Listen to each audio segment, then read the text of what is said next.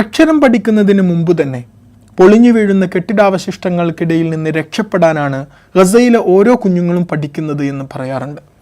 അങ്ങനെയുള്ള യുദ്ധക്കെടുതികൾ നിറഞ്ഞ അന്തരീക്ഷത്തിൽ ഒരു അഭയാർത്ഥി ക്യാമ്പിൽ പിറവിയെടുത്ത് താൻ പഠിച്ച ഇംഗ്ലീഷ് അക്ഷരങ്ങളിലൂടെ സ്വാതന്ത്ര്യത്തിൻ്റെ വലിയ ലോകം കണ്ട ഒരു ഫലസ്തീനിയൻ കവി മൊസാബ് അബു ത്വഹ.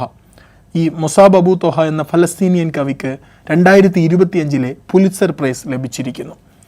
ഗസയിൽ നിന്നും ഇംഗ്ലീഷ് ബിരുദം നേടിയ അദ്ദേഹം യുദ്ധത്തിൻ്റെ എല്ലാ കെടുതികളും അനുഭവിച്ച് ഇസ്രായേൽ സൈന്യത്തിൻ്റെ പിടിയിലായി ഇപ്പോൾ US താമസം.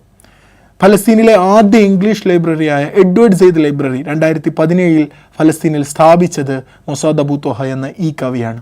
ദ ന്യൂയോർക്കർ പത്രത്തിനു വേണ്ടി ഗസയിലെ വംശഹത്യയെക്കുറിച്ച്, ഗസയുടെ യാതനയേറിയ ചിത്രങ്ങൾ നന്നായി എഴുതാറുണ്ടായിരുന്നു. അദ്ദേഹം ന്യൂയോർക്കർ പത്രത്തിൽ നിരന്തരം എഴുതിയ ഈ ലേഖനങ്ങൾക്കാണ് ഈ വർഷം പുലിറ്റ്സർ പുരസ്കാരം ലഭിച്ചിരിക്കുന്നത്. കൗതുകം എന്താണെന്ന് വെച്ചാൽ US താമസിക്കുന്ന ഇദ്ദേഹത്തെ അവിടുത്തെ സയനിസ്റ്റ് സംഘടനകൾ നാടുകടത്തണമെന്ന് നിരന്തരം ആവശ്യപ്പെട്ടുകൊണ്ടിരിക്കുന്നുണ്ട്. അതിനിടയിലാണ് കൊളംബിയ സർവകലാശാല പുലിറ്റ്സർ പ്രൈസ് മൊസാബ് അബു ത്വഹക്ക് സമ്മാനിക്കുന്നത്.